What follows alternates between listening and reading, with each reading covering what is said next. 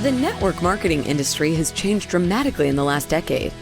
With the advent of social media, digital marketing, the rise of the influencer, and all the tech platforms that promise something extraordinary, how do you separate the helpful from the hype? Welcome to Beyond the Network Marketing Dream, where authenticity and relationships, simplicity and duplication are at the core of everything we focus on. The fundamentals of building still work. Join us as we go beyond the network marketing dream.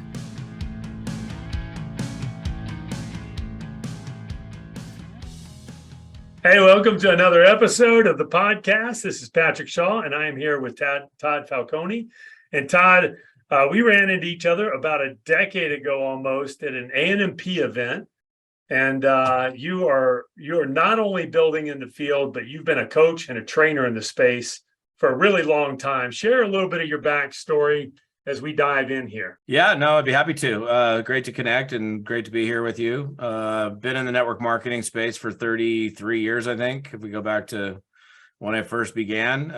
Built in the field for 16, 17 years. Last decade and a half, I've been teaching and training around the world to network marketing company owners and at their major events and different distributor organizations. And miss being in the field. So, hop back in the field a couple of years ago and having a blast doing all the things that I've been teaching people to do for the last 16, 17 years. So it's fun to be in this profession. It's a crazy, fun place to be. And I can't imagine myself being anywhere other than network marketing. It kind of changes your perspective, doesn't it? I mean, being in the field and things are changing so fast in the industry, does it change your perspective a little bit on how you're coaching or training, being active yourself? That's an interesting question. I was at an event and somebody asked me, because they knew I was back in the field, they were like, hey, how much has it changed since like when you were in the field 16 years ago? And what's weird is I never really feel like I left the field because I'm so deeply connected with people that are building. And honestly, like some of my training, I'll do like live prospecting in front of an audience, something I'm known for. So I never feel like I really left. But that's an interesting question when people ask, like, how has network marketing changed? I think the premise of what we do hasn't changed at all. It's, people finding a cool product or service that they can get behind, and they go out there and share that product or service and build a team around it. What has changed dramatically are the tools, the bells and the whistles, the things that we, use every day. But other than that, I don't know that, a lot really has changed. Well, let's talk about that for a second. So the fundamentals, and I couldn't agree with you more. I think those really haven't shifted, but the environment or the tools, and we're seeing this huge shift almost with what are influencers, which I think is a little bit dangerous sometimes because they don't really know networking. What have you seen there? And do you think it's, I don't know what the right word is, dangerous for the industry or misleading to see some of these people just blow up really quick, but then not be able to maintain it? Or what are you seeing on that front?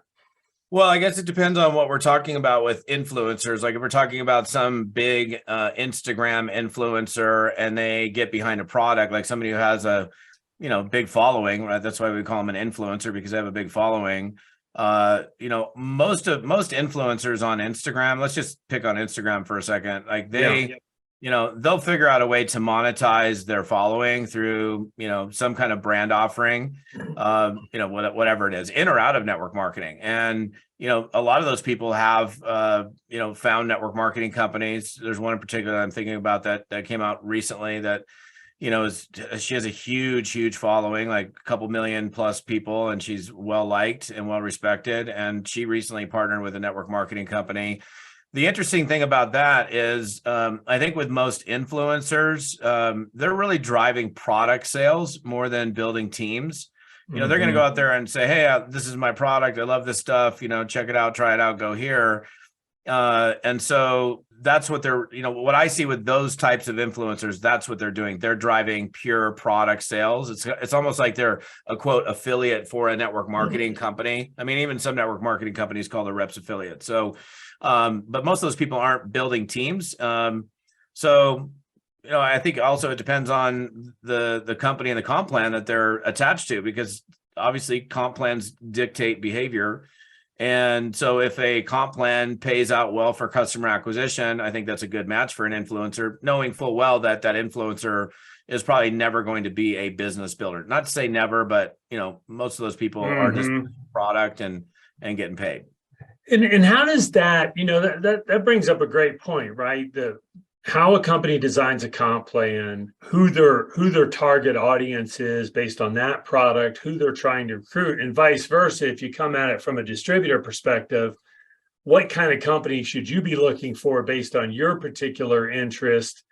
And, is it build really wide, recruit lots of people? It's not about building depth and momentum. You don't really hear anybody thinking about that on both sides of the equation. I don't think they build sometimes with the end in mind. Do you ever try to coach them on that, or have you given it a lot of thought? You're talking about influencers or just in general? I'm talking about in general. The company's really saying, okay, when we, incentives and structure drive a behavior, we're going to design this comp plan, and this is the behavior specifically that we're trying to drive. I just wonder how often they're thinking that deeply before they design their comp plan, or how often the rep is really trying to identify any of their strengths and weaknesses before they identify a company to go to work with. I honestly don't think many companies or reps even think about that. Like if you think about the company owners putting it together, I mean, I don't want to say none of them do, but we know that in direct application in the field, however the compensation plan is designed, whether they thought about it or not, wherever it pays the most for whatever activity, that's what people are going to go to. So if people make a ton of money gathering customers, they're going to go gather customers. If people make a ton of money, building a big team and width and depth, that's what they're going to do. So I don't know, and I know a lot of owners, but I don't know how many of them like, okay, so what kind of behavior is this going to create in the marketplace? That's maybe it happens organically. It's just their nature. They're going to design it that way, and it fits. Yeah. And I mean, most comp plans are, I guess, fairly similar. I mean, you should get rewarded for gathering customers, and you should get rewarded for building a team. And I think company owners need to figure out a way is like, how can we create a comp plan where, a part-timer can make some decent money and a full-timer who builds a big team can make significant money. And how are you navigating, we always talk about historically in the industry, duplication and simplicity and how important it was, and I came from an era where I had a fax machine, a phone, a VHS tape, and a meeting. Like, it was really simple. There weren't 57 different ways. And now with all these digital tools, as you said earlier, it's become more complex. How are you seeing, or what are you seeing work specifically? Are those days gone of simplicity and duplication? Or how are you coaching people to try and quiet the noise? I think we're in a better place than we've ever been in terms of the resources from an independent distributor standpoint. Like, what we've got to do is arm our reps with tools and resources that they can go use to tell the story, right? So like you said, meetings, VHS tapes, cassette tapes to CDs to video to streaming video, all those are the things that have changed. And what for sure dominates today more than anything is video. I run coaching programs every quarter, and without exception, when we go into a session, we talk about presentations. 99% of the responses is like, what are you putting people in front of? They're putting people in front of a video. And whether it's coming from an app that they're, texting out to somebody, or on a website, or wherever it's planted, that is the number one way people are, looking at or gathering information about an opportunity. So I think from that standpoint, it actually becomes even more narrow because video is the dominant thing. Think about it. Like, back in the day, you and I probably ran opportunity conference calls and mailed out cassette tapes and mailed out VHS tapes and did PBRs and did live presentations. I do think that now that we're out of COVID, meetings are back. And that's one thing that, like, I think this industry in particular, or just human beings need to be around other human beings. And I think events are making a monstrous comeback. Yeah, that's good. And that's good to hear. I think it's an important part of the space. On the video front, though, it used to be that if you want to deliver a video, you delivered it via VHS. There was one option. That's the only way you delivered it. And then DVDs came and you said, hey, you want to watch this video? It only was on DVD, maybe the Blu-ray thing or something, but it was DVD. But now when you say a video, it's 1,000 different platforms, and it's not about the video. Video obviously works. It's about, am I doing this on Instagram? And one person on the team says, I'm crushing it on Instagram. Somebody else is using YouTube. Somebody else is loading videos into a capture page creator or a landing page. Somebody else is posting surveys to social, and they've signed up for a survey platform and they've gone through a survey course. And you get all this, just these, and people that succeed, they make it work because they recruit a lot, but they create no depth or momentum or team or culture but it misleads a lot of people in an organization. And we're seeing this where it's hard for leaders to drive. And that's part of the power of networking, isn't it? Or what are your thoughts? I mean, whatever your thoughts are. I'm just curious, like, how do you manage that? How do you coach through some of that? There's people obviously that are, and I do it. I push out a ton of content through YouTube and through Facebook, Instagram. As a network marketing speaker, trainer, I'm putting out value content on how to succeed in network marketing. Now, a network marketer or somebody that doesn't have my background in network marketing, they're pushing out whatever they're pushing out to get that following to engage. But then when that following engages, it's like, okay, oh, this person's interested in my product, my brand, my company, or taking a look at what I'm doing. At that point, there's got to be some kind of communication, however that communication takes place. And then I'm going to guide or direct them into something. Like you mentioned YouTube. Like, it's crazy to me how many people will still send individuals to a YouTube video. Like, I would never send you to a YouTube video as an opportunity presentation, because first of all, marketers are very smart. And if it's company X, I'm going to produce a video that says, hey, the 7 reasons why I didn't join company X, or the 4 things you should think about before considering joining company X. And it's going to appear on the right side. And me, the prospect, because, unfortunately, people thrive on drama. What's going to happen is they're going to go, wait, I'm not watching this presentation. I'm right.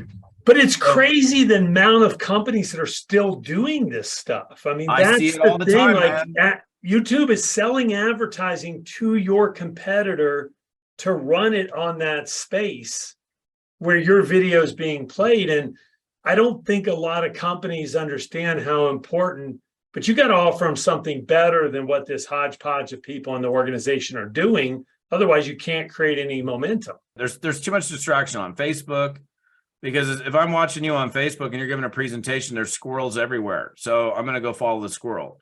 Yeah. So whatever, I mean, in my opinion, like, if you were a prospect of mine and I wanted to get you in front of information, I want to get you in front of just that information where there's no other distraction, where there's nothing else on the side, on the top, on the bottom.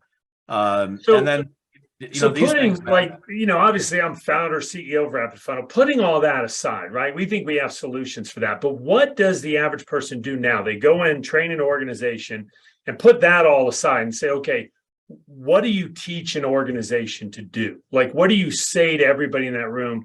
I just came back from a big event, and there's a gal up there who's a real influencer in social media. She's recruited 2,700 people, which I made more millions than I can count. And I may have recruited like 400 people lifetime. I mean, I was good at depth and momentum and teaching it nonstop. I recruited thousands, but I didn't recruit thousands. The team recruited hundreds of thousands. So how do you go in now to an organization? What do you tell them to do that everybody can go, oh, I can do that thing? Or do you just tell them to use their own channel to do it? Look, here's the problem. Like, not everybody is an influencer. Yeah. So trying to teach somebody, and this is being done. I see it being done. I see it being taught. Like, teaching somebody who has no influence to become an influencer. Yeah, that's what they're doing. You have influence because you have something to offer. So, and look, all human beings have something to offer. They have a special gift. You got to figure out what your gift is. Yeah. And then, let's say, okay, I mean, take, for example, like, I'm really good at fishing. So I could create a following around fishing. I haven't, but I could if I chose to do so. Mm-hmm. And what does that have to do with network marketing? Nothing, but I could create a huge following around that. And then, your followers end up going like, what do you do? Why are you out fishing all the time? Why do you have so much free time? There's a way for people to discover why I have the lifestyle and the ability to fish so much because of that. So, but it's being taught like brand yourself as an influencer. I'm like, dude, you don't even have an influence. You have 327 followers on Facebook. Your posts suck. They're boring. You don't like everything that you do is crickets, even with the tiny audience that you have. I think what people should learn how to do in terms of creating more engagement on social media, instead of trying to brand themselves an influencer, is to just put out good quality, engaging content, which is going to increase the views, increase the likes, the comments, the shares, and over time is going to increase their audience size. But when I'm teaching someone to do network marketing, you can call me old school, you can just don't call me old. I mean, it's just, look, this business has never changed. Like it's talking to people, exposing people to your products, to your business, and that's done through prospecting. It's done through exposure. Yeah, granted, you can do things on social media and you can put out content, which causes people, you can do attraction marketing, which draws people into you.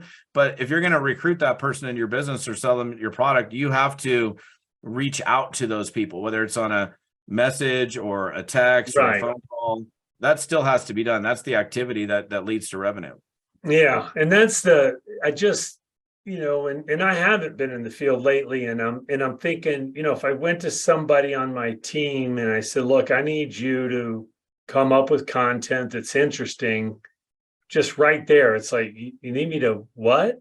Right. And, and like one of the things that we've seen working is like a pre-written text message that says, hey, I'm doing some market research. Love to get your feedback. If I sent you a 1-minute survey on wind, solar, and energy, or on health, nutrition, and mindset, or on whatever it is, would you take it?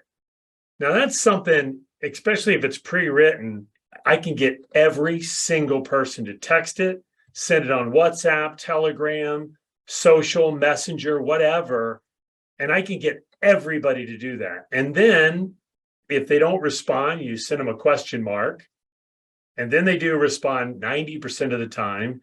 And then you send them a fun, light, discovery-based survey. Those are the kind of things I think as leaders, I'm curious what your thoughts on that, are, but it seems like that's something I can get everybody to do. Now they can use whatever channel they want, but at least you're giving them some tool that they can actually use to go prospect, Yeah, no, I think that's a very creative way of getting people to take a look at or consider. Obviously that survey would be specific to whatever type of company or brand or category that person's marketing. And I think that's I wouldn't say that's a heavily used thing in network marketing, but I would say that it would be advantageous for people to do. Same thing as me, you giving me a pre-written text. And, because the thing is, like a brand new person of no influence that's, never done network marketing, all of us are works in progress. We can all develop the skills. We can all over time acquire the knowledge, the skill sets, and the confidence. That's a process. But in the interim, like when that person's new, like myself, when I first started in network marketing, I was handed a script. And I was given a script and I had to memorize the script and practice it until it became conversational. And then I could, pick up a call confidently or pick up the phone confidently and make a call. And, maybe I was reading from the script, but it didn't sound like I was reading from the script. Or the same thing with text messages. You give somebody a pre-written text message, say, hey, Patrick, Todd Falcone, what's up? Listen, man, I just launched a new business. I'm super excited about it. I'm all in.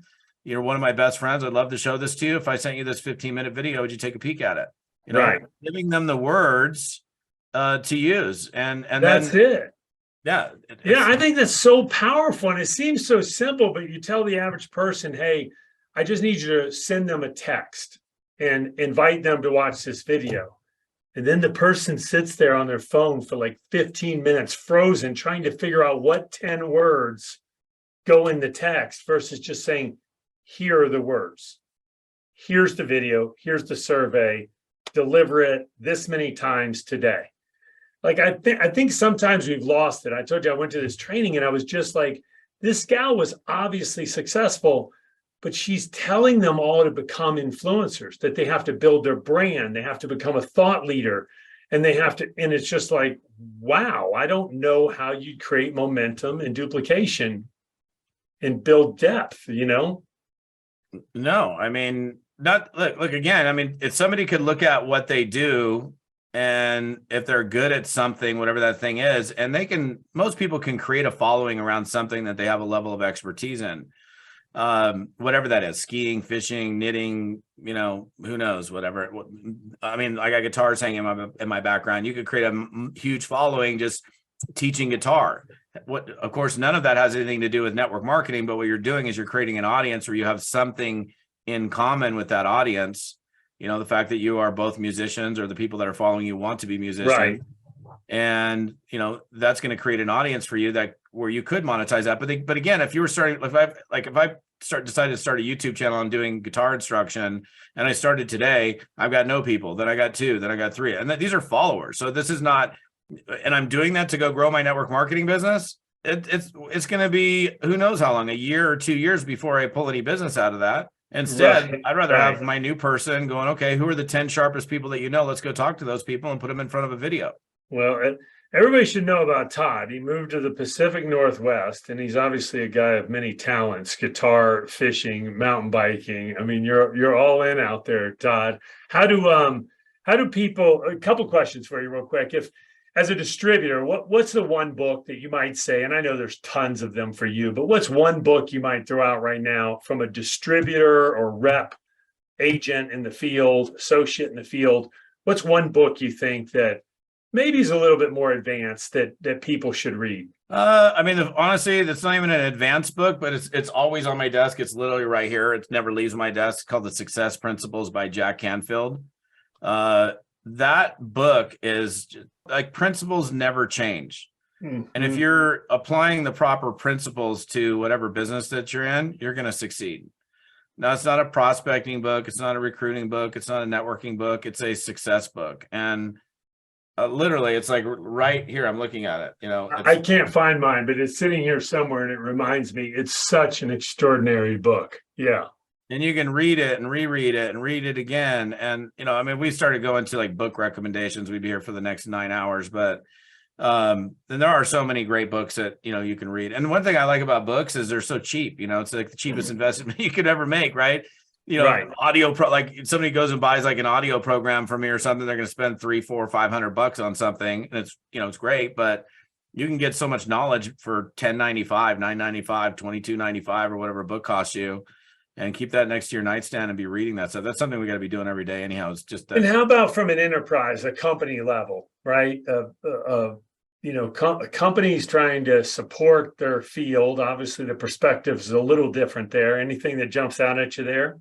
I think every owner should probably read the book Influence: The Psychology of Persuasion by Robert Cialdini. I think it's Cialdini. I don't know if it's Cialdini or Cialdini, however he says it, but I think that would give some of those owners insight on, in terms of putting out content and information for their distributor force that is persuasive. When you and I first started in this business, all we wanted the company to do is send us our checks on time, deliver the products on time. If there's a problem with the customer, deal with it. And we have always in the field been the marketers. We are the marketing arm of the company. Mm-hmm. That's what every distributor, we're the people that go out and sell the stuff. We're the people that go bring the people to the table. So for the most part, I still think it's pretty much the same almost across the board today, is if you come into a company and you're building a business, I expect products to be shipped on time, good quality products. If they screw up, they make good, they calculate commissions, they pay commissions on time, they treat their distributors with respect. And of course, it's a two-way street, vice versa. But still, I think most of the time, the info that's being brought out into the marketplace for most people is probably coming from the independent distributor. Yeah, that's it's a really interesting insight, though, for a lot of organizations, because you see different approaches from an enterprise, from the company perspective. And it's either one of three things. Either they just let the field handle it, which tends to work pretty well. Obviously, they've got to navigate the compliance part. Any thought on that? I mean, how do they do that if they leave it to the field? with all the compliance that is out there today, FTC, SEC, et cetera, how do they navigate that? Any thoughts there real quick? Well, I think anybody who's going to be putting together a presentation for people to access, let's say I went and I'm going to produce a Zoom video or a, video on 4K, with a DSLR camera, and I'm talking about the opportunity, the products, the business, whatever. I should be, first of all, if I'm in a leadership position, I should know what's right and what's wrong, what I can do and what I can't do. And if you don't know and you're already in that position, there's a problem. You can't be making lifestyle claims, income claims, product claims. So those are things that leaders should be aware of. And I think a lot of companies have, most companies have good or at least decent compliance department where they're, keeping an eye on what's being disseminated out in the marketplace. Problem is also, like, a lot of companies have marketing people. And look, if you're a network marketing company owner and you're hearing this, hopefully you just hear this and you don't take it the wrong way, but you hire a marketing person, and that marketing person puts together a PowerPoint presentation or puts together a business opportunity presentation on video. Does that person have any field experience whatsoever? Or are they a marketing person? Because it's a totally different set of eyeballs when it is a field person who is putting together an opportunity presentation than somebody who has marketing savvy without having the field experience. Presentations done by people in the field are always better than someone who doesn't have that experience. It's a real struggle. So I was saying these three levels. One is you let the field do it. Two is you let the field do it, but you co-create with them. You try to put your muscle and resources, but you don't take on the role. You empower them and co-create. And then the worst of all scenarios is they just try to do it. They think they're the marketing arm and they try to create everything, and then they get no uptick or usage, and that's a struggle. Yeah, I couldn't agree with you more. Well, listen, how do people? What's a target market for you? Todd, today, is it you mostly coaching, working with organizations, and how do people reach you on either front? The easiest way to find me, to follow me, to catch me is toddfalcone.com, which is TODDFALCONE.com.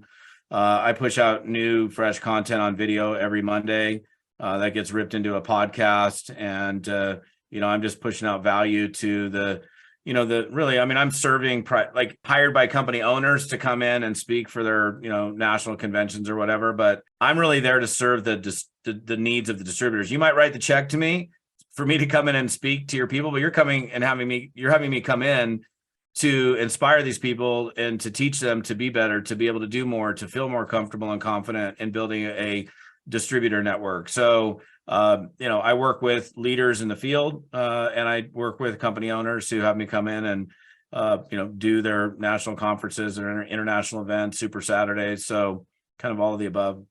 Well, awesome. Well, man, it's been great spending time with you today. I appreciate you so much being on, and I'm sure we're going to stay in touch. Absolutely. No, it's great to be with you, and I'll look forward to hanging out one of these days again soon.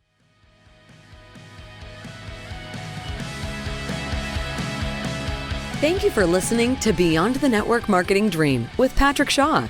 For more insights on building a solid networking business, visit our website at rapidfunnel.com/MLM. If you loved our content, please share, like, and subscribe. We look forward to seeing you in the next episode.